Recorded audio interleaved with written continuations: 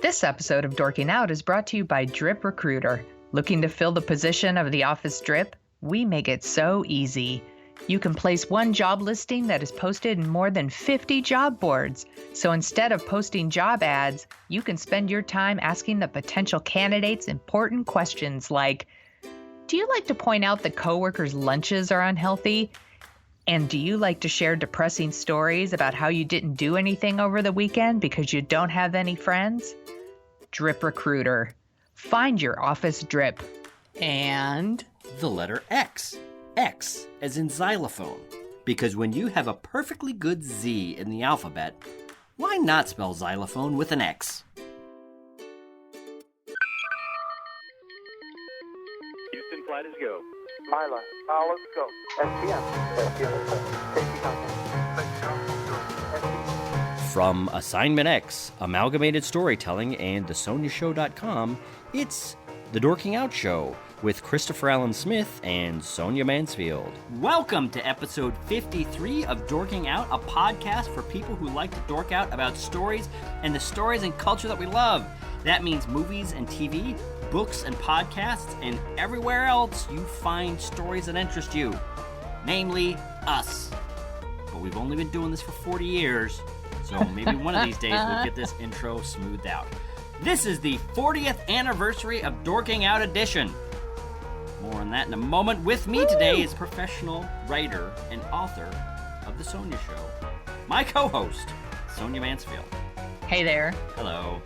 With me today is my co-host, Emmy Award-winning filmmaker and nerd author, Christopher Allen Smith.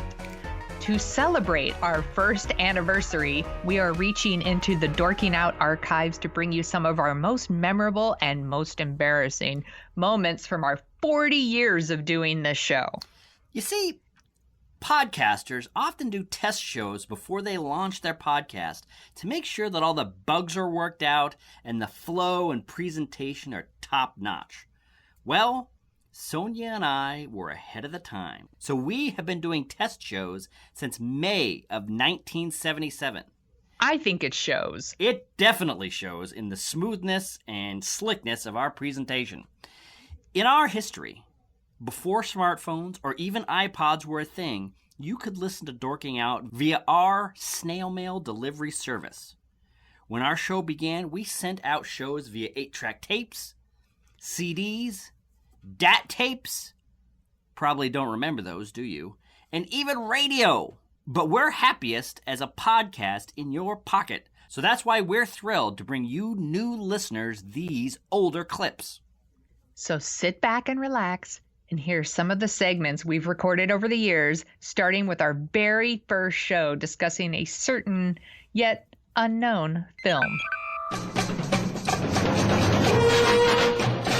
Welcome to the first ever episode of Dorking Out for May 9th, 1977, mailed to you on state-of-the-art 8-track tapes, the greatest sound technology ever created. That's right. With me today is my co-host, popular local weatherman and mattress store spokesman and nerd author, Christopher Allen Smith. Hey, Sonia! With me today is my professional spokesmodel and hand sanitizer door-to-door saleswoman, Sonia Mansfield. Hi. With us today, as our very first guest, is Ben Waddell, local comedian. We are talking about the movies coming out in the summer. We're super pumped. Not all of us are super pumped. Thanks for taking time out of your busy stand-up and doing cocaine schedule to join us. No problem, no problem. And hey, the best part is you don't have to take time off cocaine. You can take it everywhere you go. All right. So, Ben Stuff's Waddell, portable. You had some thoughts on a movie that's coming out in a couple weeks. I want to hear about it. Okay, you guys are all excited maybe for the movies of this summer, but I am not. And because this movie that I keep hearing about from all these nerds around the record store where I hang out, because it's cool to do that, is this movie Star Wars? It's something about a war in space, and there's these kids with these guns, and they're running around. There's a giant talking space bear, and they have to listen to him, and apparently we're not going to be told what. This movie looks like nonsense. Well, maybe. I don't know. I've been watching Star Trek reruns, Captain Kirk, every day. I think a big screen movie. Everybody loved 2001 from like 8 years ago. That keeps coming out. But that was nearly art. That was art. That was like somebody telling a beautiful story about the dangers of technology. This, it seems like we're just diving right in, and we all got spaceships and laser guns and space bears that talk to us and wear bandoliers full of something. I mean, what is that? What is he wearing? What is that? Like little cartridges full of bear food? Is that what's in there? I don't know. You know what? I think I'm with Ben on this one. I'm kind of indifferent. I'm more excited to see Oh God. There you go. A classic by an amazing comedian who knows his stuff. Yeah, I'm excited for that one. I think it's going to be really funny.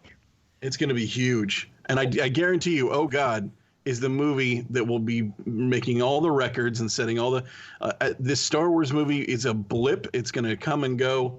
It might, the kids will put it on their lunchbox or some crap like that, and that'll be the end of it. I don't know. John Denver? I mean, you're really telling me that the biggest movie of the summer is going to be by the guy, super old comedian, and the guy that sang Rocky Mountain High? That's the Absolutely. guy. That's oh no, because it's a marriage of two audiences. You're taking the amazing audience of George Burns, and come on, who doesn't love George Burns? And you're taking the huge star power of John Denver, and you're marrying those two audiences. That's winning combination right there. That thing's on fire. No, Smith, the number one movie is going to be the one starring Debbie Reynolds' daughter and the guy from American Graffiti. Come on, yeah. And all some right. blonde kid who looks like he should be parking my car. No, all right, come on. fine. Nonsense. Scott, what are you most excited about for the Christmas holiday special season? What holiday special are you looking forward to most? Dude, I cannot express how deliriously excited I am about the upcoming Star Wars holiday special. I'm particularly enthusiastic because I finally get to share with my parents what is so great about Star Wars. They've been asking me, they don't get it. I've been trying to explain it to them. I've shown them pictures. I've played the music for them, and they just don't quite understand. But I'm absolutely sure this is going to give them a taste of the excitement that has been stirring around in me since, I don't know, the last year when this thing came out. I can't wait to sit down. It's going to be a big family event. And I'm absolutely sure it's going to be like a classic. It's going to be it's something that we go to. It's like Charlie Brown Christmas every year. We're going to be sitting down watching this thing. It's going to be fantastic. We're all going to sit down and celebrate Life Day. You know it. Sonia, I can't wait. You're a pretty big Star Wars fan. What do you think of this? Oh, I'm super excited. I'm downright giddy. What's not to be giddy about? I'm all about it. The original cast is all signed on for this thing. CBS is going out of their way to hype it. They've taken out full page ad and TV guide. They're spending a lot of money to let people know about this, which they wouldn't be doing. Yeah, it's terrible. I'm so excited to spend more time in the Star Wars world. I know. I watched Star Wars, many, many times, but I'm so excited to watch this on TV and just be in the world and see everybody again. And I'll just never get sick of Star Wars. I'm so excited. So this is going to be the first time Star Wars is actually going to be in your house. The first time you can watch any kind of Star Wars at home. Isn't that amazing? It's like a dream. Hearing Smith say that, I got goosebumps. So I need to bring up something kind of personal, if that's okay with you. Sure. So what happened last night after the Hammy Awards, awards given out for excellence in ham radio broadcasting? We both attended last night. It was a fantastic ceremony. The Yeah. bar was open, and I, for one, had an unbelievable night. But continue. What did you want to say, Sonia Mansfield? Yeah. What happened with us was kind of a mistake. We're professionals and colleagues, and we have a very successful show. And I just don't think we should let a night of drinking or whatever like ruin the show. You know, no matter how much we might regret it. Yeah. Of course, no matter how much we regret it, we don't want anything like that mistake, as wondrous and earth-shaking as it might have been, affect the show. So, yeah. So, let me just ask before we move on to what we're talking out about this week. What precisely did you regret? Well, you know, I think food is for eating. I did eventually eat it. So, 3 years ago, when we launched this show, our very first guest was local comedian Ben Waddell. He's out of rehab. He's back on the show. Ben, you could not have been more wrong about Star Wars. It was the biggest. It's the biggest movie of all time. It was a movie that is so huge that I don't even know how to. I can't even think of the movie world before that came out. But I just went back and listened to the 8-track. You crapped all over this movie from start to finish. You didn't have one good word to say about it. Empire Strikes Back is coming out 1 week from today. Tell me what you have. Are you ready to repent? Are you ready to get on board the Star Wars phenomenon? Or are you just going to be too cool for school? Well, no, I'm not an idiot. I know when I've made a mistake, and when it came to Star Wars, I eventually did go see it in the theater, I think on the second run. And it was pleasant. It was very nice. The space bear didn't bother me nearly as much as I thought he would.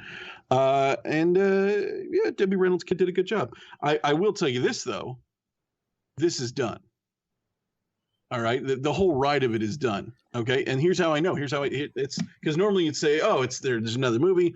Oh, it's going to be even more of the same. It's going to be tons of money and all the toys and all the goods. It's going to die, and here's why. Why? Did you see that Christmas special? Huh? Did you see that? Yeah. All right. Did you see that Christmas special? Yeah. All right. Okay. I wasn't going to watch it. I don't celebrate Christmas. Not a fan of the Christ. But I was at my kid's house. Not my kid, it's my nephew. But I'm over at the kid's house and he's watching the TV and he's like, "Oh, Star Wars, Star Wars, Star Wars," and the kid doesn't shut up. And it comes on and there's the bear people again, doing their bear talk. Like 5 minutes of bear talk. That's how this thing opens up. I don't even know what the hell's going on. Just okay. Bear talk. All right. No nonsense. I'm with you. And not even B. Arthur, the great B. Arthur. Not even B. Arthur could save that pile of crap. I get it. I hear you, but it's not like, Godfather 2, that's a fantastic sequel. They've been making James Bond movies since Kennedy was in office. You could make a good sequel. And if any movie James Bond is easy though. He shoots a couple Russians, he bangs some broad. That's the end of your movie. You're good. Sonia, help me out. These movies, come on. These movies, you saw it. You saw what happens when they gave them a little bit extra. We got the Star Wars, we got the Christmas special. I think we should just, sequels they're not usually very good. That's all. So cash grab. I super love Star Wars. I'm a little worried that this one's not going to be as good because sequels usually aren't as good as the original.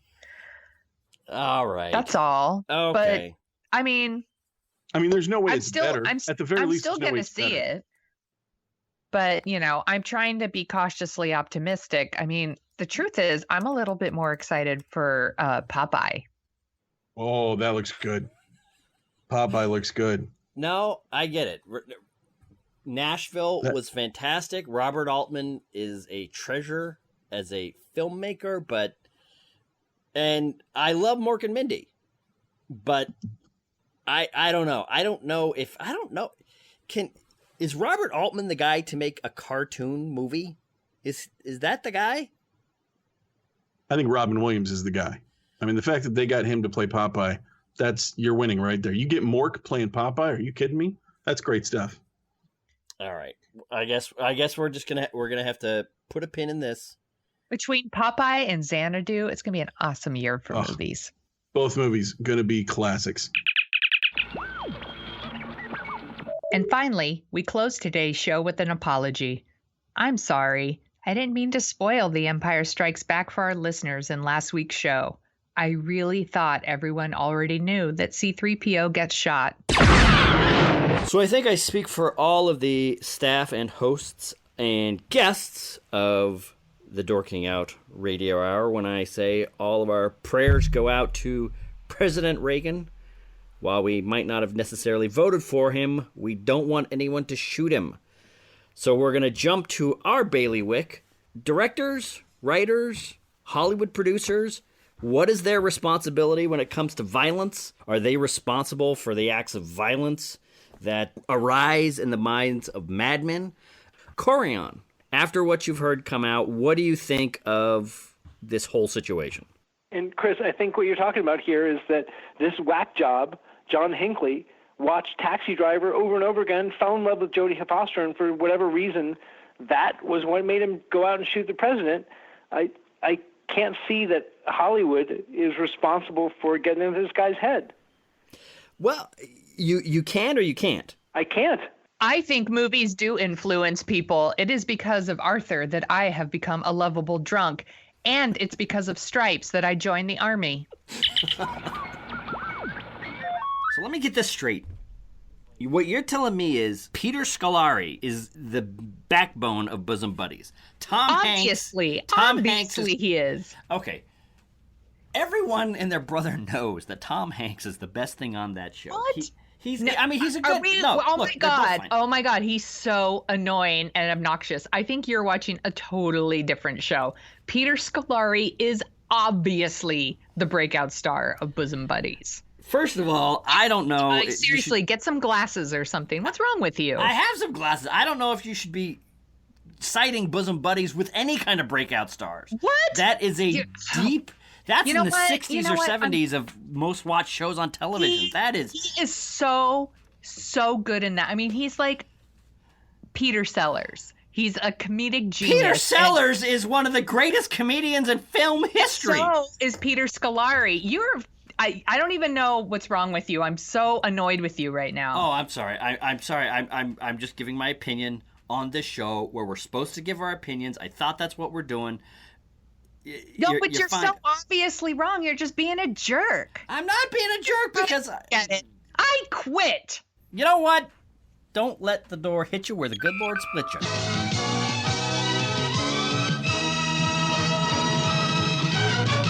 Welcome to the Dorking Out Radio Hour for August 30th, 1982. This is the Tears in Rain edition. With me today is my co-host, professional comedian, Ben Waddell. Ben, say hello to your new radio audience. Hey there, audience. With me today is my co-host, Cable Ace Award-winning video producer and nerd author. What's that mean? His first book, Jet Jurgens, should be finished any day now, Christopher Allen Smith. In today's show, we have our reviews for the nerd movies of the summer. Count them.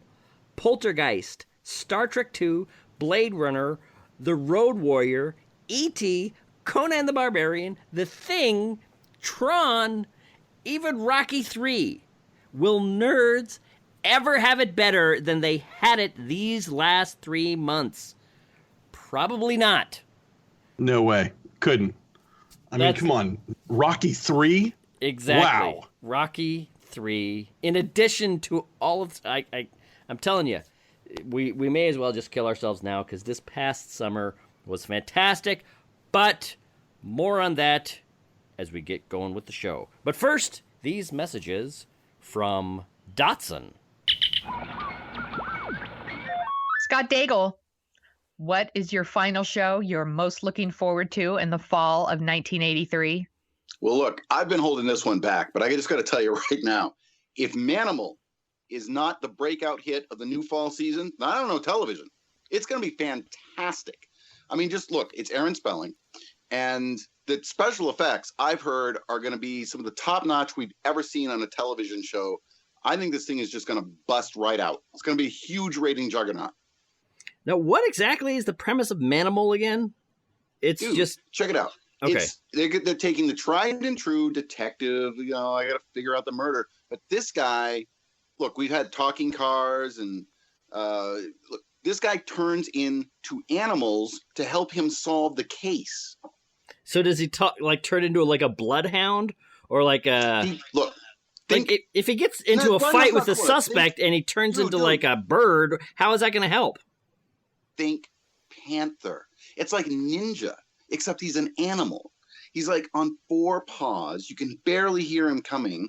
And then he like sneaks right up to the criminal and there's like a growl going on. I'm getting chills just thinking about it. This is going to be amazing. This is the kind of show that comes along once a decade and just completely rewrites the rules for everything. It's going to be just phenomenal. I guess I hear what you're saying, and you are not alone in your anticipation for the show. NBC has been flogging the you-know-what out of this all summer. I'm just saying, isn't it going to be a problem for a detective to have every one of his cases end with a panther mauling? Oh, no, absolutely not, man. This is going to be fantastic. This is going to change the rules for everything. You just wait and see. And by the way, NBC is flogging it because they bet the ranch on this, by the way. It's really, really expensive. But I have faith that under the producers looking out for this thing, top notch, it's going to be, I'm already cannot wait to be sitting in front of the premiere of this show. It's something I think we're all going to be talking about for a long time. We might be talking about it. We might be talking. So I'm sorry. I don't understand why you're not excited about this. I'm excited. It's about a man and animals. I love those things. I'll watch. It's going to be great stuff. Just they reinvented the cop show with Hill Street Blues, and it's gritty. It's interesting. It's real people. People are tired of that stuff. Realism had its day. It's time for exciting. Fantastic. That's what we're looking for. It's time. Fantastical escapism. We need some crime-solving fish. Okay, Ben, we're going to talk about Return of the Jedi, and you didn't have exactly nice things to say about Star Wars or The Empire Strikes Back, which turned out to be a classic. A classic. The man. What do you think about Return of the Jedi? First off, are we really calling it a classic? I mean, we are. When you can take Come a rubber on, puppet. Empire Strikes Back was actually really, really good. I mean, I might even like it more than Star Wars. They made nice. a Muppet a major character in a major live-action film. That movie was a magical experience. How can you keep going down this road? Star Wars is the biggest thing in pop culture since Gone with the Wind. And that's why I know that this is the end, because there's no way in hell they do this 3 times in a row. All right. So that's how you know it's over. The bubble is burst. No way in hell does this thing become another success. It's got to be done. I mean, you think about the other movies that have come out. You don't do 3 movies. You do 2 movies, maybe. All right. But 3 movies about one story? That's too many. There's no way you have a third story. Come on. It's at this point, it's just, I said the second one was the cash grab. Maybe I'm wrong. Maybe it's good. Whatever. This is the cash grab. This is clearly the one, and I bet you it will be. I bet they shell out and they do all kinds of weird. I bet you there's more sex, there's more violence, and because they're just trying to grab the money this time. So yeah, I mark my words. This is where the gravy train ends. Okay, I will mark your words, but you could have said the same thing about Goldfinger back in the early '60s. I'm gonna keep bringing this up.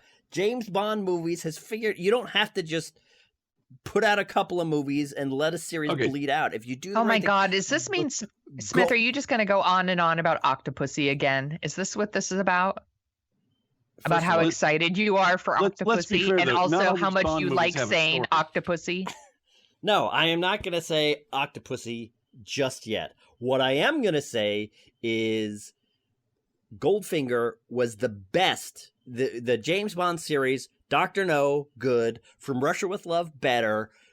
And then the series came into its own with the third movie. So why couldn't we've seen what happens? We saw the world that they expanded in Empire Strikes Back after Star Wars. Why couldn't that be any different for the biggest series going? They are going to be making Star Wars movies forever. We are going to be taking our grandchildren to Star Wars movies if they do half as well at maintaining the series that the James Bond producers do. No. Here's the thing. The difference between these and James Bond, they're telling the same kind of story over and over and over again, and that's why it's a winning idea. Now, here's the thing that I want to see. All right, so there was Jaws 2. I want to see Jaws 3 because those movies, I'm telling you, just get better. All right, every time there's a shark in the water, and every time it's spooky and scary, and nobody goes swimming, that wins. You figure out your combination, you get your formula, and you just keep cranking them out. These Star Wars movies, they don't have a formula. They got to go to space. They got to do this. They got to do this, and they keep having to escalate. So wait, they're cutting off the kid's hand. He's going to do a whole movie without a hand. Come on, Stumpy Skywalker. Come on. I can't believe I am hearing what I'm hearing. You're telling me that you would rather watch a fish eat people than sword fights with laser swords? Are you? All day long. Are you? All day long. Okay. Now you give the fish, you give that shark a laser sword. Now I'm into laser swords. I'll watch that. That sounds great. So, but trust me, Jaws 3, whenever that comes out, that's going to be huge. That's going to be enormous. Return of the Jedi is not the only 3 coming out this year. Are you really upset about Smokey and the Bandit Part 3 too? No, but again, that's a formula. It's kind of the same movie every time, and I like that formula, and that's a winner too. Yeah, because I know that you're big fans of the other one. Oh, I love Smokey and the Bandit. Yeah. Smokey and the Bandits are great. Yeah, it's it's the great movies. Anything with more Burt Reynolds in it is always a good idea. So if it was up to me, he'd be in everything.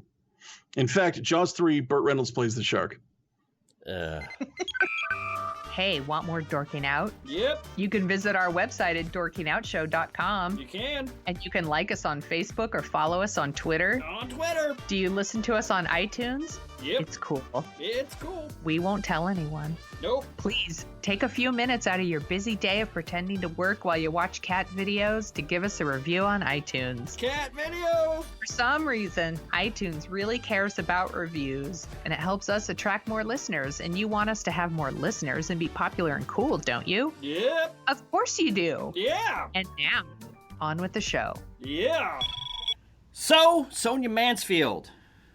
Let's put a bottom line number on it. All the Right Moves, starring newcomers Leah Thompson and a rather fetching young man named Tom Cruise.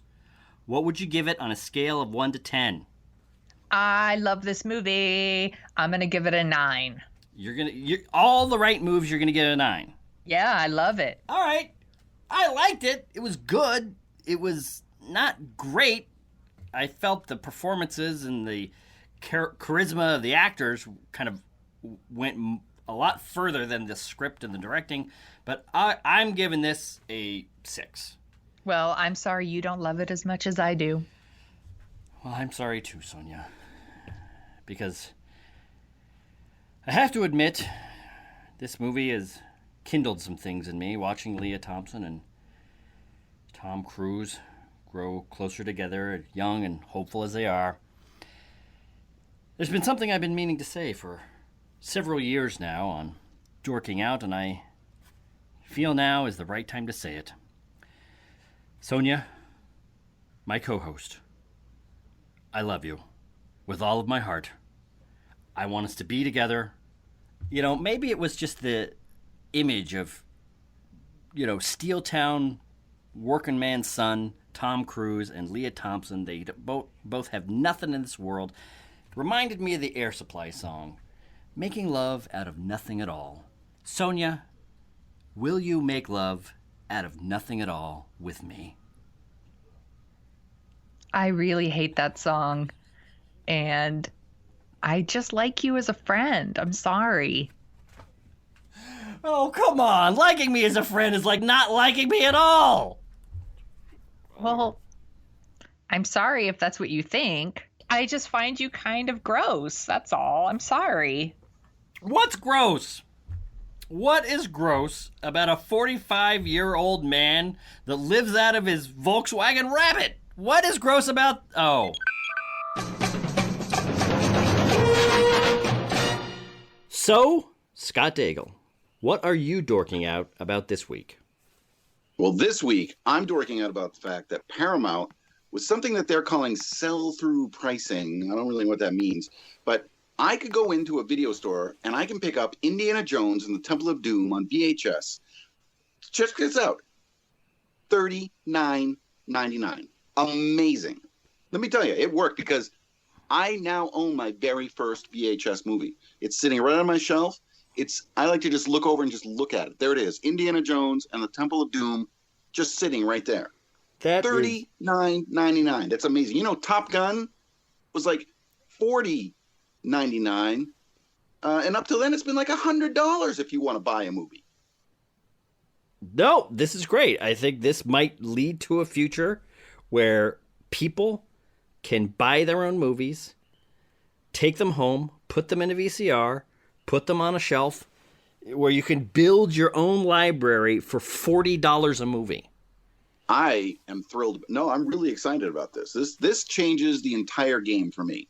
To just be able to own a copy of a film. I mean, it's mine. I own this movie, and it's an amazing. I don't know why I'm so excited about it. I just like holding the box and looking at it, and just taking the tape out, and it's an exciting moment for a film geek. That this is happening. We close today with an apology. On last week's show, I said some things that were hurtful to quite a few people. Now, we don't need to get into the specifics, the call for boycotts, etc., but I would like to offer my apologies to the cast and crew of Falcon Crest and to the deposed royal family of Montenegro. Now, obviously, I don't believe that if baboons could do the job of humans, they would spend their time writing a middling primetime soap opera or parading around Europe as one-time rulers of a small southern European principality. None of you, as regretfully I said last week, are some kind of mutant baboon people. So that's why my most anticipated movie of 1985 is A View to a Kill, starring Roger Moore as James Bond himself. I was a massive fan of Octopussy when it came out 2 years ago. Octopussy was one of the best James Bond movies ever. It was fun, it was light, it was endearing, it was sexy. What's not to like about Octopussy and James Bond movies in general? I'm only sad that A View to a Kill is not called Octopussy 2. It is just, it's... Can you please stop saying Octopussy? I could. Please. But why would I want to? First of all, it's a stupid title. It's a stupid title. Octopussy is one of the greatest film titles in the history of film. No, it isn't. It's super stupid, and everyone thinks so. And I need you to stop saying it. It's kind of grossing me out that you keep saying it, to be honest. That I keep saying what? That you keep saying the title to that movie. Which is Octopussy? Yeah. Stop it. You know what? I'm using my veto power. I forbid you to use Octopussy anymore as part of my agreement for coming back on this show. I got a veto, and I'm using it on Octopussy. Oh, really? That's what you're doing? You're vetoing my Octopussy? Yep. Well, let me tell you something, Sonia Mansfield. You can take your Octopussy veto and shove it. I quit!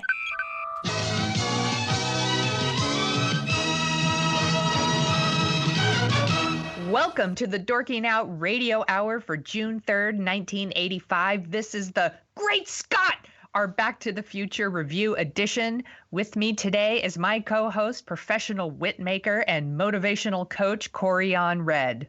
Hey there.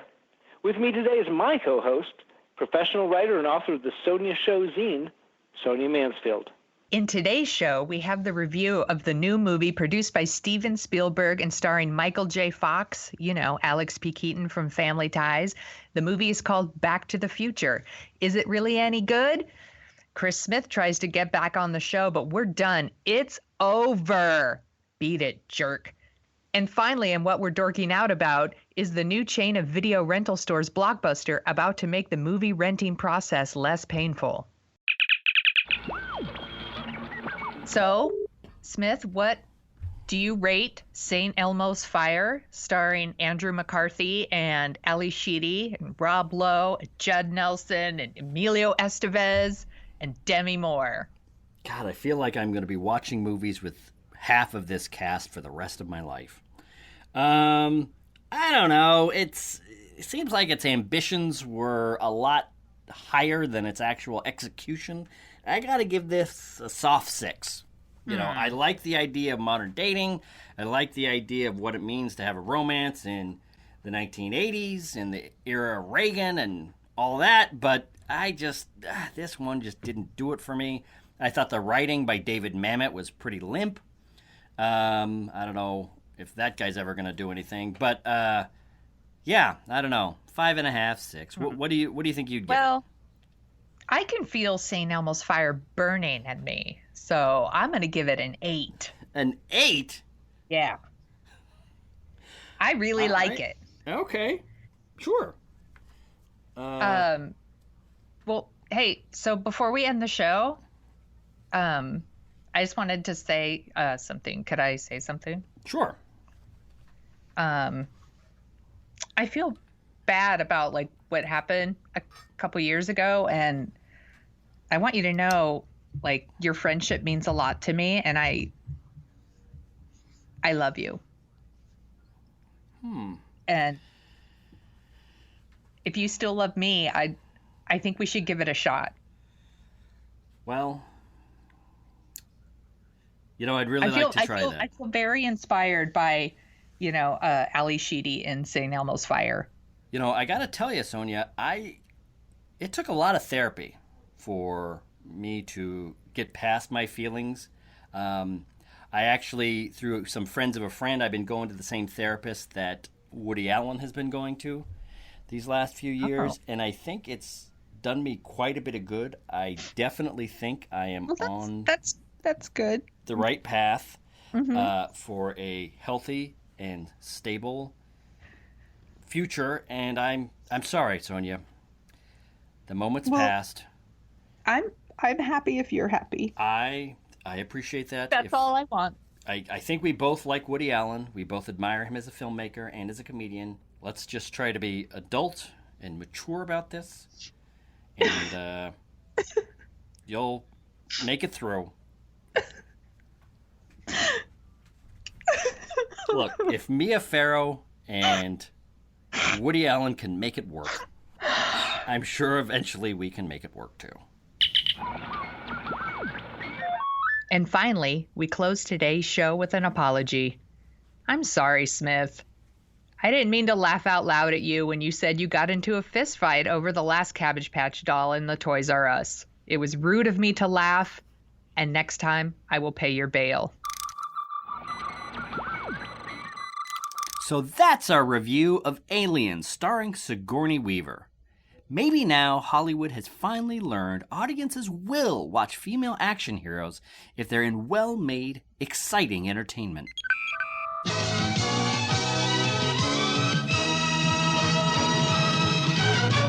That's it. Wall Street has it going away. If Oliver Stone's Wall Street does not win Best Picture, I don't know what I'm going to do, what I'm going to say. That's my pick. I love this movie. The exciting, inspiring image that Oliver Stone... You know, I always thought, you know, with Platoon and Salvador and everything, I always thought Oliver Stone was like some leftist wacko whack job, but the portrait that he paints of Gordon Gekko and American capitalism, it's very interesting. Insider trading looks fun. It looks sexy. I am definitely going to try this. I don't think you should do that. Well, you know what, Sonia? I think I'm going to quote a great American that we could all learn something from. greed is good. Come on, Sonia. Insider trading. Try it with me. You can do it. We can No, both thank make you. tons of money. We won't have to do this dumb show anymore. We can be rich. I don't think this is a dumb show. Well, And okay. I don't think you should try insider trading. Well, you know what? Also, Uh-huh. I would like you to stop using cocaine. You know what? I'm not going to stop using cocaine. Cocaine is great. If anything was wrong with it, people would know it by now. This is 1987. It's out there. We're looking ahead to 1988. Everything is going on. You know what, Sonia? I've had about enough of you. I've had about enough of your, My judgment. judgment, and that's it. I am going to try it. The next time you see me, it's going to be inside a 1988 BMW something. Whatever it is, I'll know by the time I buy it, because everybody loves people zipping by in Beamers, and you're just going to be jealous, and you're going to understand just how off it you were. All right, good luck with that.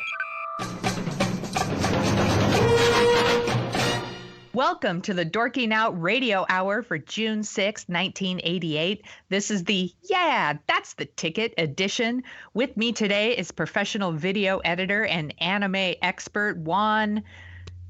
What's your last name, Juan? It's Uriarte. Uriarte. Uriarte. Sonia, you can do it. I could do it. Uriarte. Nailed it. You nailed it. Yes.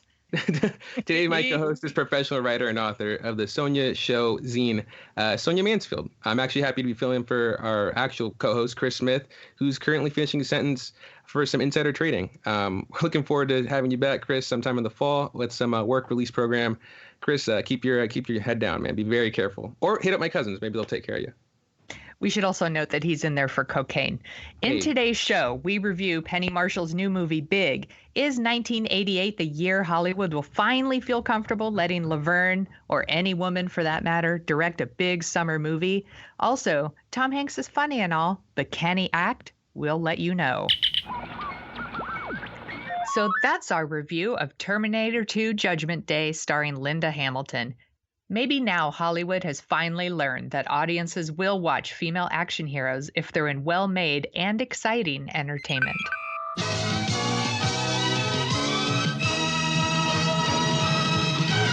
So that brings us to the big headline of the week. Tim Burton is out. Joel Schumacher is in as the director of Batman. He's already cast Val Kilmer for Batman Forever. Tim Burton, dark, sour, so wrapped up in his own thing with Batman Returns. I don't think I speak for just myself when I say good riddance. Joel Schumacher has done Falling Down. He's done The Lost Boys. I don't know. He's also done St. Elmo's Fire and Dying Young. I want to just keep that in mind. Yeah, Flatliners. No. You did do Flatliners. That was pretty fun. He did. All right, so, Yeah. Peter, tell me, Joel Schumacher taking over the Batman series for Warner Brothers, what do you think? Well, maybe he'll breathe some fresh life into it, That's kind of what we all are hoping for, I think, given maybe Burton has kind of run his course, kind of done what he wanted to do, and now maybe we'll see a different type of Batman that we haven't seen before. What? Batman should be a little fun, right? That movie Definitely. was so dark. Batman Returns was, I like Michael Keaton. I like Michelle Pfeiffer. I like Danny DeVito, but that whole movie was just so sour. I can't think of another word for it. What did you think of Batman Returns, Peter, before we, dive into what we're looking forward to for the next Batman movie? Yeah, well, I, being one who likes dark movies, enjoyed it.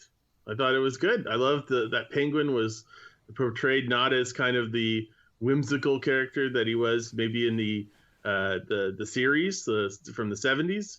It was 70s, right? 60s. And, but who's 60s, counting? Thank you. But who's counting? And instead they played him like a very grotesque person who was very vengeful, which I personally liked. So I didn't enjoyed like that. it. I liked Catwoman a lot, actually, but I didn't like the Penguin. I didn't like that he was, all deformed and raised by penguins, and that's stupid. You see, that's why I liked it. So Jim Carrey, what do you think of that? He is on fire with the Ace Ventura movies and all that, Dumb and Dumber, but I don't know. What do you guys think of him playing the Riddler? That seems like a natural fit to me. Doesn't even seem like a stretch, really. That's true. Yeah, I mean, the Riddler is supposed to be sort of a comical character who cracks a lot of jokes in the forms of riddles. Obviously, that's his name. So having a comedian play that role makes sense to me, at least. Yeah, he's a crazy villain, just like Jim Carrey. What? Is there some Jim Carrey scuttlebutt that I have not heard? Have I let I'm just kidding. They're called jokes. All right. So, Sonia, is there anything else that you would like to say before we end today's show? No, I'm really excited to see it. I'm sure it's going to be very entertaining. And that's why my most anticipated movie of the summer is The Net. I love me some Sandra Bullock. Corian, what is your pick for most anticipated movie this summer? Well, Sonia, there's not going to be anything better than Kevin Costner, who, Sandra Bullock's okay, but Kevin Costner is my man. At the top of his Hollywood game, Waterworld from Universal Pictures is breaking all budget records, and kids are going to line up for this because this is going to launch Kevin Costner. He's going to be the new action hero of the 1990s. I might agree with you, Corian, if it weren't for the fact that I saw this movie 13 years ago when it was called Road Warrior and it happened in cars. But I'm going to step in here and say you are both wrong. The biggest movie of the summer of 95 is going to be my man, Sylvester Stallone, in Judge Dredd. That's the movie. Take it to the bank. You can do no wrong with Rocky in your corner. Let's see who gets proven right. I just think it would be super fun to be on MTV's The Real World. I'm a big fan of the first season, and I want to see what it's like when people stop being polite and start getting real. I think I might take a little hiatus from the show so that I can go on The Real World. Really? That's your plan for 1995?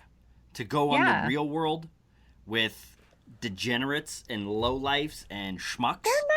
They're not degenerates and lowlifes and schmucks. I think it's a really interesting experiment. I think it's a bunch of posers chasing around cameras trying to do something dumb so they get on television. It's the most thin gruel entertainment. I should have expected this from you. I like to watch the Country Music Channel. I like to watch VH1. Whatever, loser. I think this is a very it's a documentary. It's really smart. You're telling me that reality television brought to us by MTV is really smart. It's really smart and interesting. It's a really good experiment about human nature, and I really want to participate, and they're interested in me, so I'm going to do it. The most famous character to come out of these first seasons of The Real World is a guy that picks his nose on television. How is this interesting in any way, shape, or form? You know what? I should have known that you weren't going to support me in this. I guarantee. You never support me, ever, in anything I want to do. Well, I'm not going to support you. I guarantee. This is the low point of American entertainment. A guy picking his nose on a reality show on MTV. There is no lower reality can go. I'm telling you, Sonia. You know what? You don't want to get involved with this. You know what? I'm not going to take a hiatus. I quit. I'm done. Oh, you quit? You know what? I quit. Peace out. Why don't we do this? You quit, I quit. All right, fine. See ya. Wouldn't want to be ya.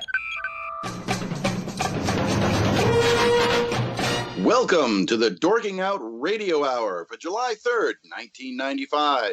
This is the Houston We Have a Problem edition. With me today is my co-host, professional raconteur, and motivational coach, Corian Red. Hey, Corian. Hey there. With me today is my co-host, video production professional and Lucasfilm shipping maven, Raymond Scott Daigle. In today's show, we talk about Tom Hanks' domination of Hollywood. First, 2 Oscars in a row for Philadelphia and Forrest Gump. This week, he has a massive hit with Ron Howard's Apollo 13, which begs the question, with all this Hollywood success, when exactly will Tom Hanks become an asshole? Back in my day, animated movies were drawn by hand, but now we have this new fancy movie called Toy Story, and it's all made with computers. But it seems kind of cold to me, and I just think it's going to be a real flash in the pan. What do you think? I can practically see the strings and Buzz Lightyear, but that's the old school where you could actually see Star Trek Enterprise wobbling through space.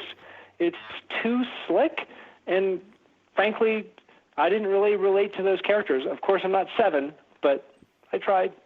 Well, I guess this is the show, and the year is 1995, where I discover that both the guest and my co-host have cold, dead, inert hearts. You guys are high. Toy Story is the I am high, actually. Is the most fun, most enjoyable movie of the year.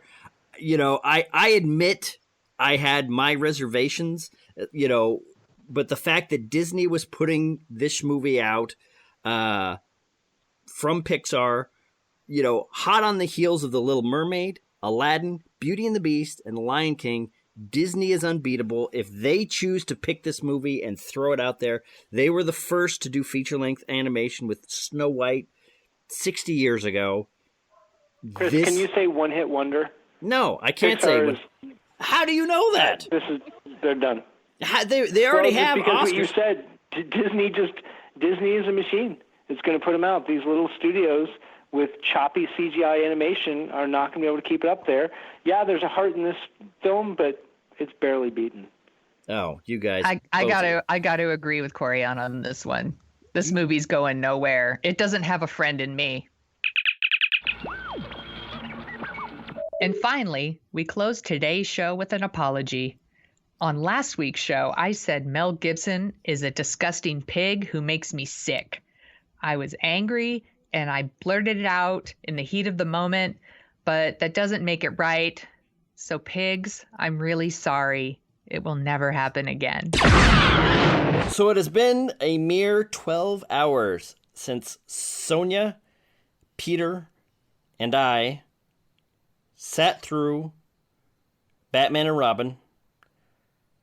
We have not exchanged any thoughts. We wanted to save it for the Dorking Out Radio News Hour's loyal audience. Peter Brown, you're the guest. What do you have to say about that? I'm pretty speechless, to be honest. They have killed the Batman franchise. It's that is one of the worst movies maybe I've ever seen. Not just a Batman movie, from top to bottom, from the nipples through the one-liners. It's cold in here, or whatever he said over and over again. Arnold Schwarzenegger, terrible. George Clooney, terrible. Uma Thurman, terrible. Just terrible. Terrible. I have nothing else to say except terrible. But what about Chris O'Donnell? Terrible. I know. I was trying to make a joke about redundance there, but I guess maybe it didn't work out. It's so bad. Why is it so bad? It's so terrible. What happened? You know what's amazing? What happened? It's so terrible. I can't stop crying. It's so bad. Oh, it's so terrible. I spent my last like $10 on that movie. It's so bad. You know what's amazing? Not worth it. I'm so upset, you guys. What's amazing is it went from, good movies with Tim Burton to mediocre movies, Batman Forever, to a movie so bad it goes through so bad it's good, continues down to so bad it's fire or something. So bad it's... Have we...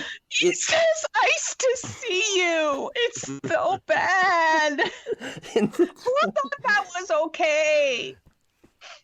Well, on the upside... I'm so upset. On the upside, they did cast... Let's kick some ice, Sonia. Let's kick some ice. And how does that bet credit card even work? If you have a credit card, you have to set up an entire banking infrastructure for you to have a credit card that works. How quickly is somebody going to be able to trace back a charge from the Bat credot card? I don't even remember what you're talking about. All right. Why does the suit have nipples? I don't know. Why nipples? I think... Not that there's anything wrong with that, but I think if the rumors about Joel Schumacher are true, I think that might be answering the question of why the bat suit has nipples. And the Robin suit has nipples. Yes. So bad. I'm so depressed. But for the rest of that line of inquiry... They also did not show how the Waynes died. How? Yeah, no, we don't know how they died. How would we know? What happened? So upset. Isn't that is the thing, right? They showed the death in Batman. Did they show it in Batman Returns? I'm sure they did. I believe they did as a flashback, yes. I believe they showed it in Batman Forever, I think. So yeah, this is the first Batman movie where they don't show the Waynes dying. So maybe. Yeah, see, I was all confused. I was like, why is Batman in existence? And I don't even know why he's here. I was almost going to give Joel Schumacher... What's his motivation? I was almost going to give Joel Schumacher credit for the audience having seen the previous movies and understanding them, and so he's giving them he's banking on the intelligence of the audience. But then when you consider the rest of the film, holy cow. Holy cow. So, all right, Sonia, out of 10, what would you give Batman and Robin? Can we go negative? You can do whatever you want. I'll just say 0. Peter Brown. I'm depressed. What would you give on a scale of 1 to 10? What do you give Batman and Robin? 0.5. What does a movie have to do to lose that last 5%? I'm not sure. Everybody freeze. Well, I'm putting you on ice. So it makes it 3 of us, all 3. This is why the number 0. This is why the Arabs created the number 0. So I, when reviewing Batman and Robin, can give Batman and Robin a perfect score of 0. This is the worst movie. Bank it. Put this in the vault. Play it on the highlights reel. Batman and Robin is the worst movie I have ever seen in my entire life. I don't want to live in a world where a movie is worse than this one. And I doubt I ever will. Sonia. What? What killed the dinosaurs? I don't The Ice Age. I'm so poor. Spent all my money on this. Why? That sounds more like a personal problem. I don't want to talk about it. And finally, I would like to apologize to all my Republican family members and friends. For the last year and through his impeachment, I have taken Bill Clinton at his word that he did not have sex with that woman, Monica Lewinsky. Obviously, with a more honest examination of the events and the relevant DNA tests, it's apparent President Clinton has actually lied to us. So that's our review of the last Buffy the Vampire Slayer, starring Sarah Michelle Gellar. Maybe now Hollywood has finally learned that audiences will watch female action heroes if they're in well-made and exciting entertainment. Okay, I'm not even going to pretend that we're going to talk about like other movies that are coming out this summer. Scott Daigle, how excited are you for Star Wars Episode 1, The Phantom Menace? Man. I think we're all going to get our chance to talk about this, but I'm just going to say right now that I cannot express how deliriously excited I am about Star Wars Episode 1, The Phantom Menace. And I'm particularly enthusiastic because I finally get to share with my children what is so great about Star Wars. They have been watching me watch these movies since they were born, asking me questions like, who are these characters? What's happening? They see me wearing the shirts. They see me reading the books. They hear me listening to the music.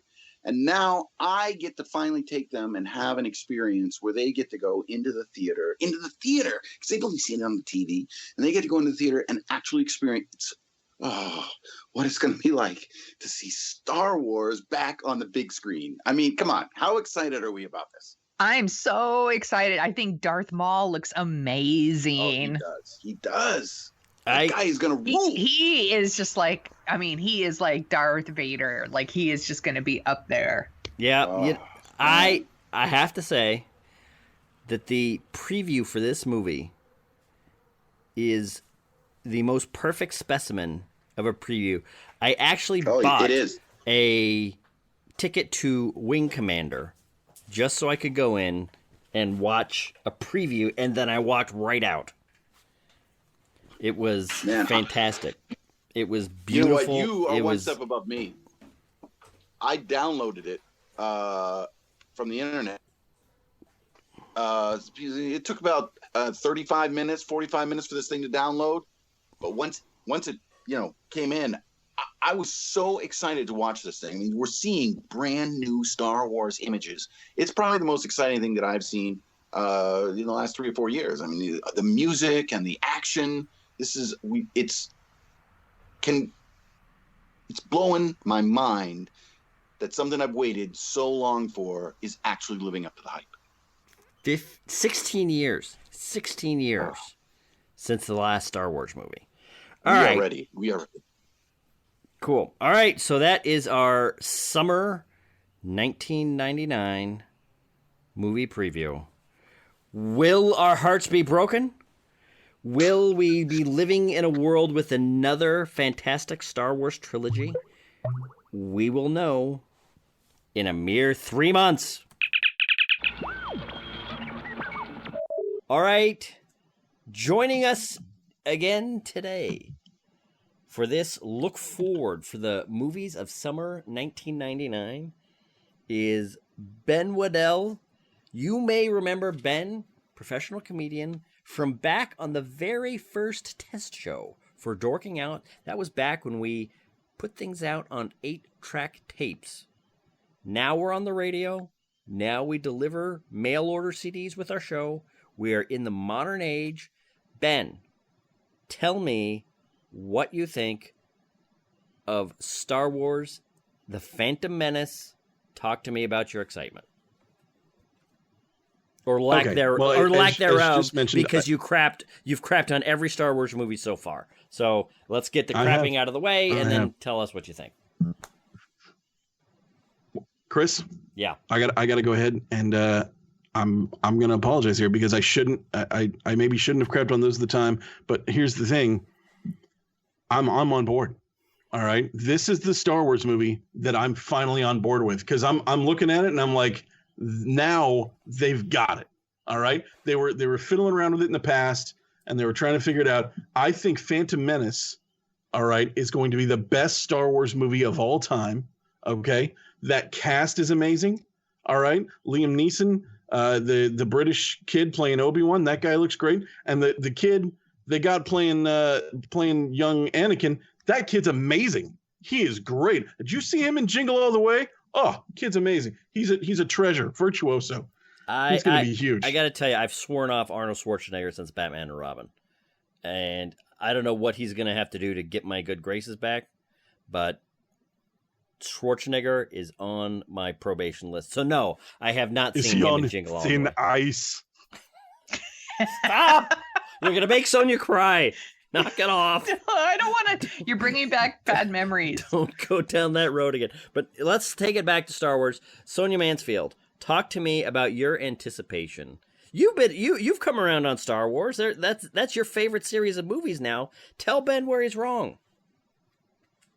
I'm really nervous about the Phantom Menace. It doesn't look like the other Star Wars movies, so that makes me worried.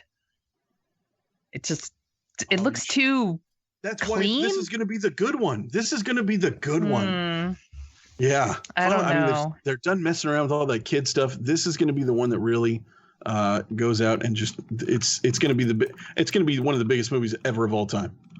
And here's the thing, everyone's going to go see this movie and say that's my favorite Star Wars. All right?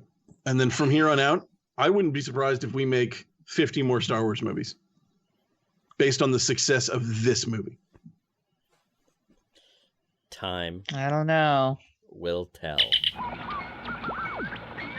So, Sonia, do you have anything else that you would like to say about the season finale, season 2 of The Sopranos? Yeah, I thought it was pretty okay. Pretty okay?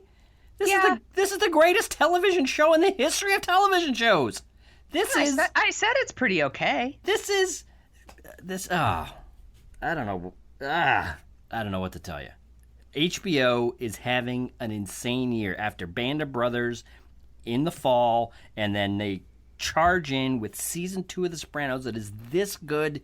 It is just, now I know what they mean when they say it's not TV, it's HBO. HBO is playing a different level of game, and it is just... I mean, I like it, but it's good. I really was kind of hoping we were going to do this segment on the Gilmore Girls, to be honest. But maybe some other time. Well, you know what? Maybe we could do that. Speaking of the Gilmore Girls, I'm actually... have a little bit of Gilmore Girls type news that I wanted to share with our listeners. As with Rory and Lorelai's romantic misadventures, I myself has found myself with a fantastic woman in my life. Her name is Laura, and I just wanted to come on at the end of today's show to say that we're getting married.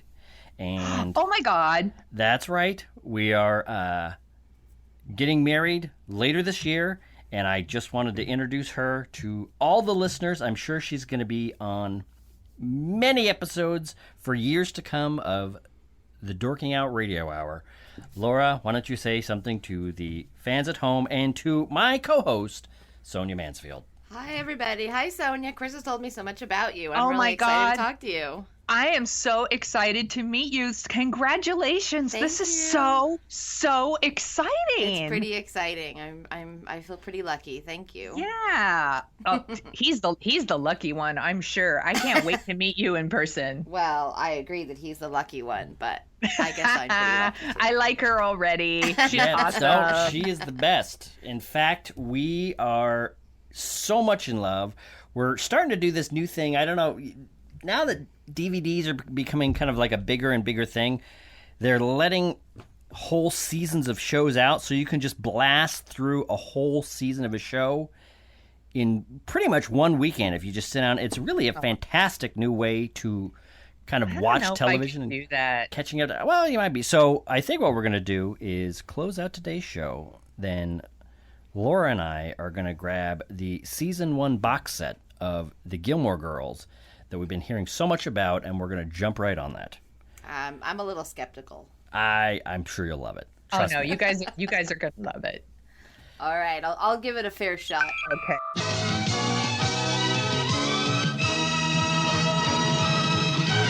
And that's our review of the season 4 premiere of The West Wing.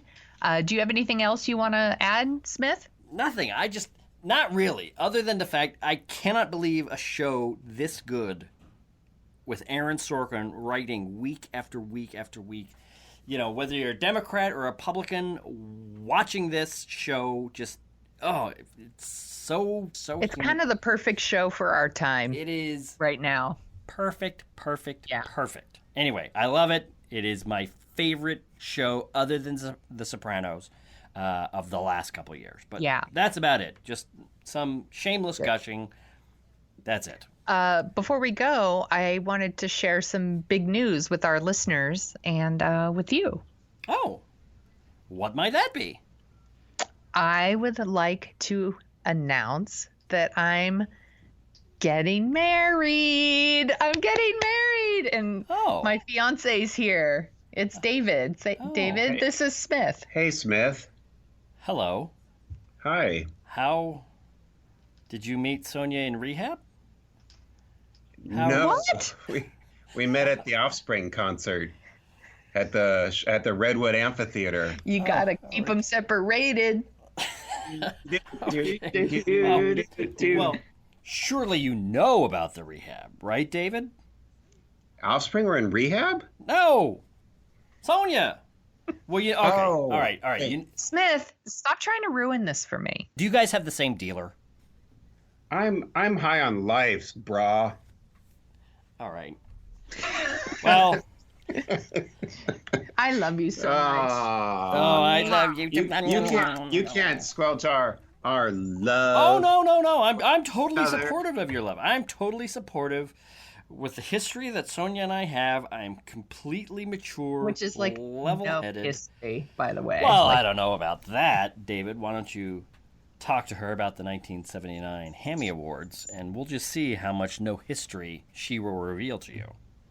But you know what? Like nothing happened. I wouldn't say nothing. There were calls to the front desk. You don't call the front desk of a hotel to complain about silence.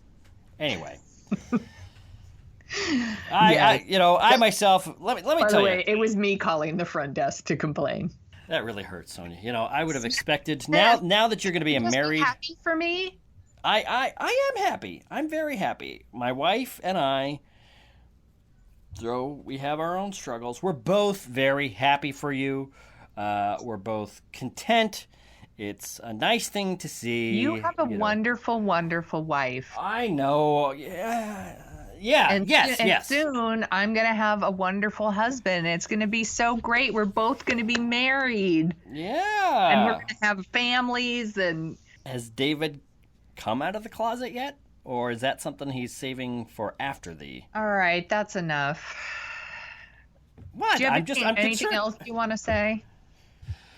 You're right, Sonia. I'm sorry. I'm just trying to give my old co-host a little bit of teasing over this happy occasion. I'm happy for you, David. Welcome to the Dorking Out family. I hope that you guys have many happy years together.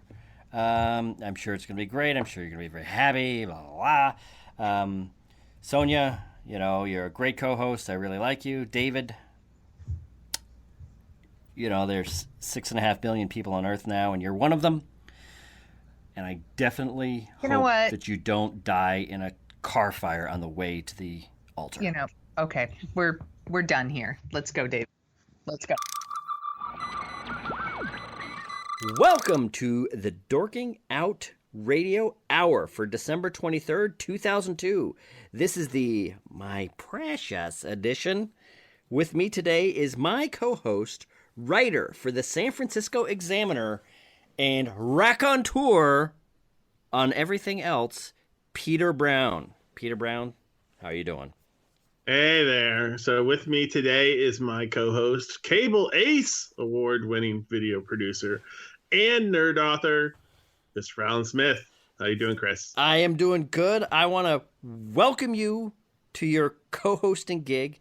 Thank you so much. It is so nice to not have someone that is so snippy and judgy and that can say Cable Ace Award without sounding sarcastic and snotty about it. I appreciate you giving the reverence that the Cable Ace Award deserves. It's going to make... Always willing to give the two where it is, you know what I mean? So Cable Ace Award winning. That's right. Not that my ego demands stroking like this on a constant basis, but I'm just saying, you know, when you have a certain level of achievement, it's nice when a co-host doesn't crap all over it. But no more needs to be said about our previous host, who I'm sure is gone for good. And we can only thank our lucky stars that it just took this long. Yeah, we can only hope. Anyway, what's on today's show? So, today's show, we have a review of Lord of the Rings, The Two Towers. Will Peter Jackson pull off his trilogy all at once stunt? Is it going to be better than Attack of the Clones? Probably. And will we have our reaction? And we will also have our reactions. Excuse me, I can speak to the American Idol finale. Guess who won? It was Kelly Clarkson, our new queen. All that and what we're dorking out about after these messages.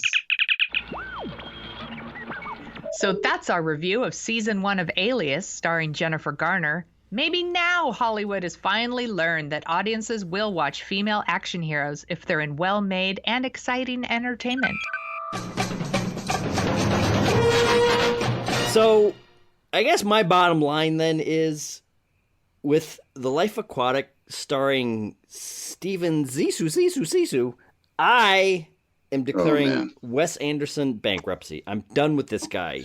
I'm putting him on a shelf with Tim Burton. They can both be precious and twee and flog their donkey trick over and over. Let me just be the first to say, you are out of line, sir. Completely out of line.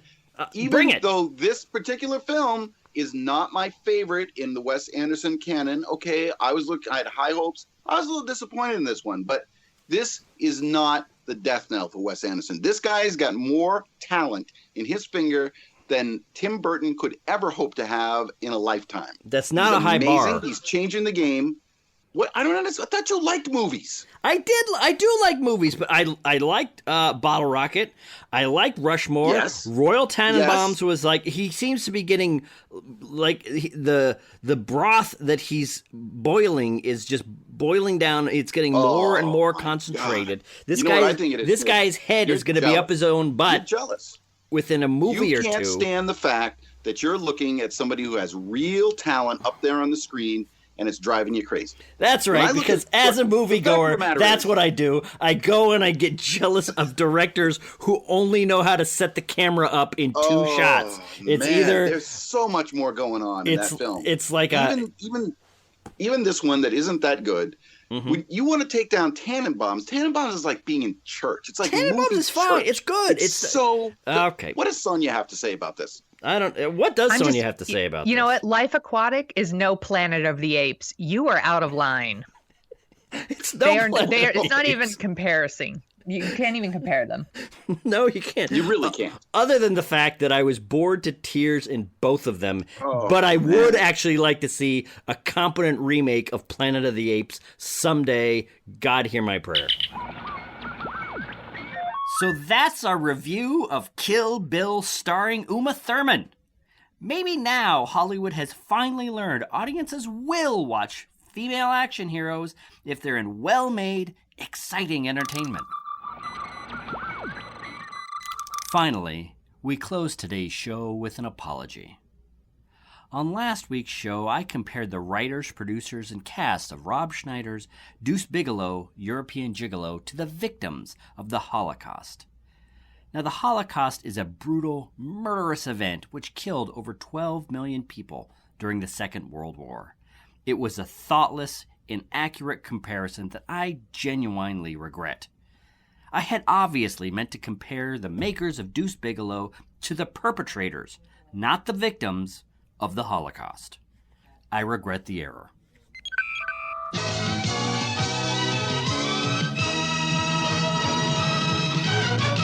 That brings us to our discussion of the Iron Man trailer, what we thought of it. But first, our guest, Ben Waddell, has some thoughts on Marvel and the... Well, you know what, Ben? Why don't you just take it away? I saw the Iron Man trailer, and it was nice. I saw X-Men. I saw X-Men 2. I saw Spider-Man 1 and 2. And some of these superhero movies seem to be doing pretty well, and they're good.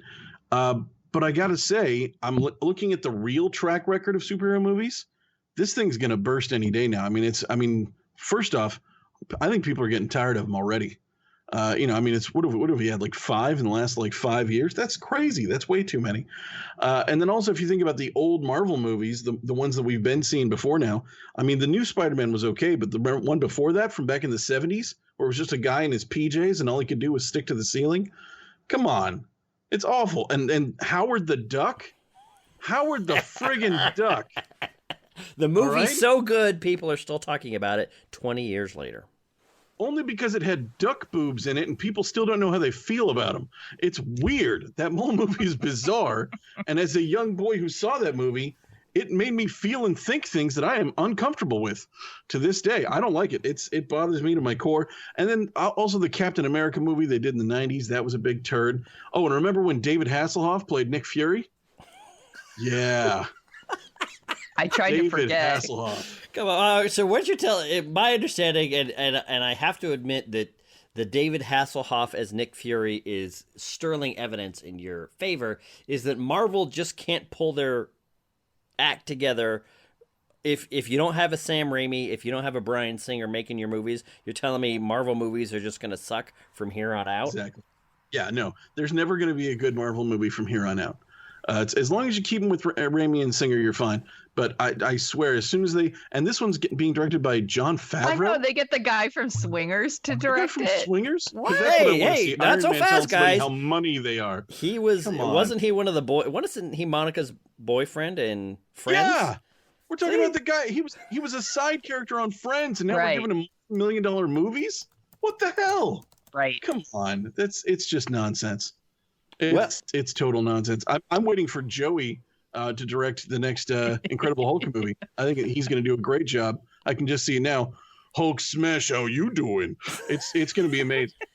Well, you know what? I got to say, the more I think about it, the more evidence piles up on your favor, because we had the Roger Corman Fantastic Four back in the 90s. And that's something that we've only seen because we know where to get it. That's right. The regular people have never seen it because no one will allow it out. That's right. Then we hold on. Then Fox made Tim Story's Fantastic Four in 2005, which was also quite mediocre. Although I did like the guy that played Johnny Storm, but other than that, it was pretty forgettable. Yeah, I like. But so I guess, you know what? I guess you're right. Are they ever going to make a good Fantastic Four movie? Maybe it'll be third time's the charm. Is that what we're thinking? Yeah, I'm thinking maybe like sometime in the future they could do it. I don't know. Yeah, it's maybe if they change some of it around. Like, do they all have to be white? I don't know. I'm just thinking out loud. It's weird. But yeah, no, I don't know if they'll ever make a good Fantastic Four movie. Sonia, you seem to be pretty quiet. Do you have any thoughts on? Well, here's the thing. I really like Robert Downey Jr., but I don't know if he's the right person for an Iron Man Marvel movie. Like, at this point, he's probably more famous for like his sordid history. He did Ally McBeal. I'm like, I like Kiss Kiss Bang Bang. I like Zodiac a lot, but I don't know. I just don't see him as like kind of an action star. Yeah. Most action he's had is waking up in that kid's bed. Yeah. No, it's, I know Iron Man in the comic books has a drinking problem. Luckily, they don't have to write that into the script. It'll just happen. So, yeah, it's and plus, in addition to drinking, hey, he's on Quaaludes too. Look at that. All right. We'll just keep they monetized him. Yeah. And then a couple other drugs that haven't been named yet, found in the Amazon rainforest. Yeah, no, it's No, Downey I hear Jr. is you. a mess. I guess when it comes to comic book movies, DC is the only real game in town. They've had, classic Superman, Tim Burton's Batman, who many people see as a classic. I'm not one of them, but there you go. Christopher Nolan is going pretty strong. Yep. With Batman Begins and The Dark Knight looks fantastic. I want to see these Superman movies and these Batman movies converge. I want to see them both in the same movie, because I got to say, I don't think you could miss on something like that. I think if you did something like that, that's a winner. Just showing up at the table. That is a fanboy dream. They don't do crossovers. Yeah, save your fan fiction, Ben. I have always been a really big Beavis and Butthead fan. Even the very first time I saw them was when they played Frog Baseball. I don't know if you remember that short. I was a really big fan, and I loved Daria. And the movie Beavis and Butthead Do America it was one of my favorite movies that year. What do you think, Juan, of the revival of Beavis and Butthead? Well, you see, I don't have like the nostalgia glasses for Beavis and Butthead, but from what I gather, thanks for reminding me that I'm old. No nostalgia for this. And from what I gathered, the show was kind of this kind of ugly animation paired with them watching music videos on MTV. And so when MTV decided to bring it back, and instead of like putting music videos in, they decided to because MTV doesn't have music anymore, it's more like just a bunch of reality garbage. So they're watching like the Jersey Shore and 16 and Pregnant or whatever. And I don't know, I don't think this show translated well for it to be revitalized. Me and Chris were talking about this earlier. I don't hate actually the style of Beavis and Butthead. I think there's something kind of charming about how crappy it looks. But I just feel like the writing wasn't that great for this revitalized season. But I really like, the King of the Hill that came out of Beavis and Butthead. That was honestly one of the shows I watched. I wish they would revitalize that. I think that show has some legs, and that show can come back. Beavis and Butthead coming back. I mean, it is what it is. I mean, you guys like it, but it's okay. You actually described my personal style, which is kind of charming considering how crappy I look. That's okay. I didn't mean that at all. I'm sorry. We know what you meant. You know what, Juan? I think we've had enough. You know what? I'm quitting the show. You know what? I'm leaving, okay? Fine. You know what? It seems to be the pattern around here now. If you want to listen to good podcasts, check out the Instagram podcast about anime. Forget these old guys. Later, nerds. So that's our review of Hunger Games starring Jennifer Lawrence. Maybe now Hollywood has finally learned that audiences will watch female action heroes if they're in well-made and exciting entertainment.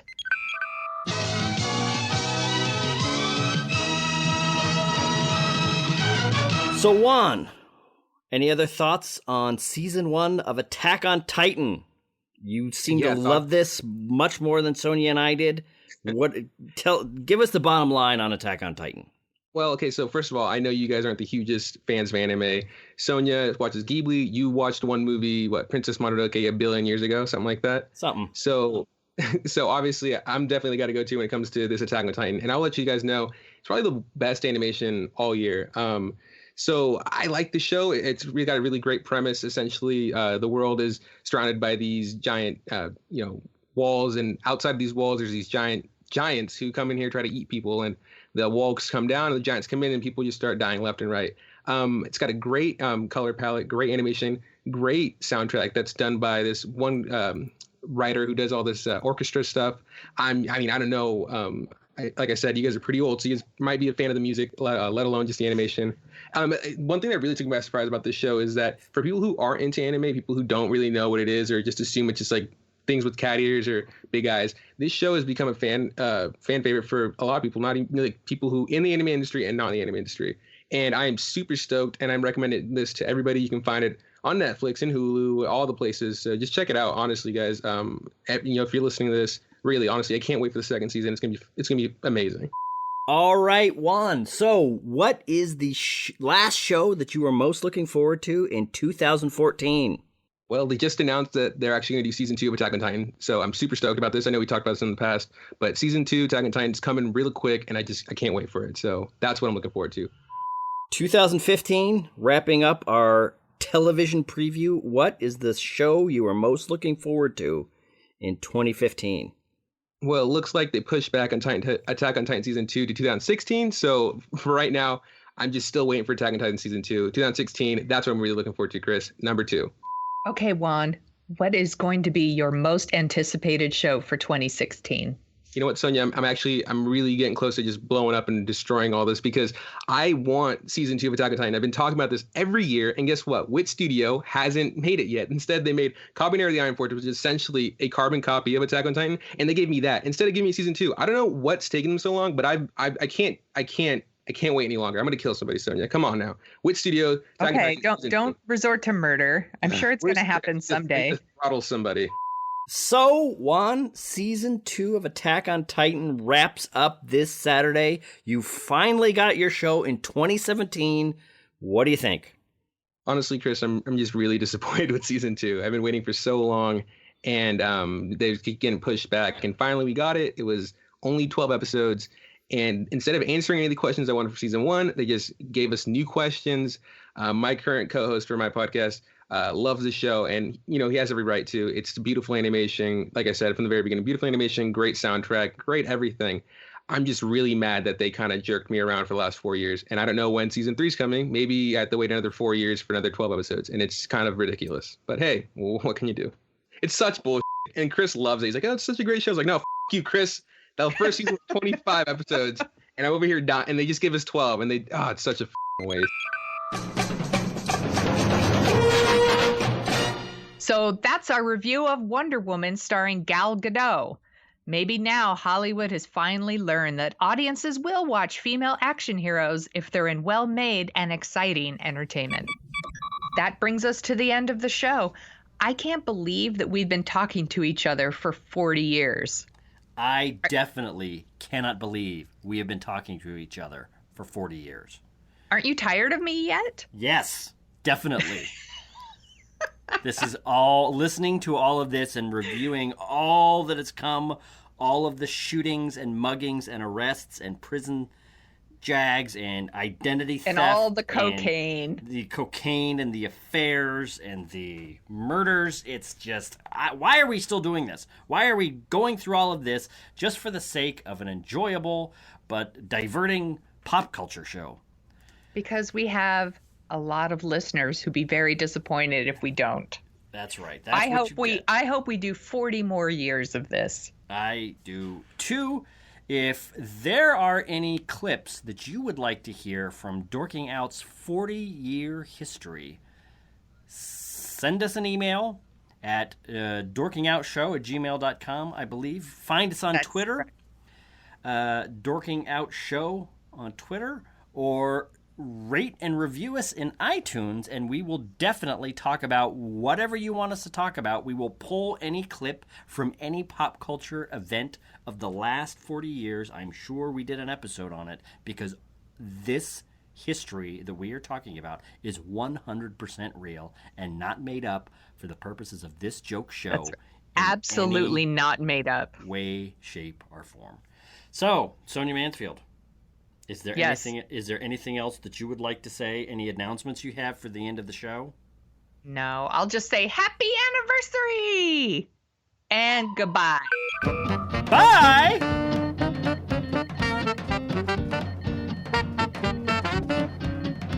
The Dorking Out Show is on Twitter at Dorking Out Show, where you can find Chris at Jet Jurgens and Sonia at The Sonia Show.